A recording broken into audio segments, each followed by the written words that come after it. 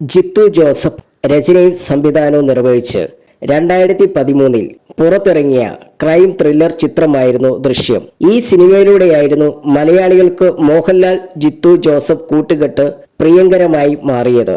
Mohanlal George കുട്ടി എന്ന കഥാപാത്രമായി എത്തിയ ദൃശ്യത്തിൽ മീന, അൻസിബ ഹസൻ, എസ്തർ അനിൽ, ആശ ശരത്ത്, സിദ്ദിഖ്, കലാഭവൻ ഷാജോൺ, റോഷൻ ബഷീർ, നീരജ് മാധവ് തുടങ്ങിയ മികച്ച താരനിരയായിരുന്നു ഒന്നിച്ചത്.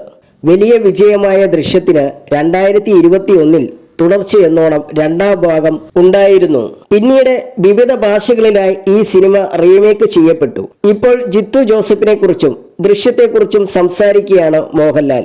കൗമുദി മൂവീസിന് നൽകിയ അഭിമുഖത്തിൽ സംസാരിക്കുകയായിരുന്നു അദ്ദേഹം. ജിത്തുവിനെ കുറിച്ച് ചോദിച്ചാൽ എന്താണ് പറയേണ്ടത്? മലയാള സിനിമയെ ഇന്ത്യ മുഴുവൻ എത്തിച്ച ഒരു സംവിധായകനാണ് അദ്ദേഹം. ഒരു പക്ഷേ കോവിഡ് സമയം ആയതുകൊണ്ടാകണം അങ്ങനെയൊന്നും സാധ്യമായത്. ദൃശ്യമെന്ന ഒരൊറ്റ സിനിമയിലൂടെയാണ് ജിത്തു അത് ചെയ്തത്. ആ സിനിമ എല്ലാ ഭാഷകളിലും പോയി. വളരെ പ്രത്യേകതയുള്ള ഒരു സംവിധായകനാണ് അദ്ദേഹം.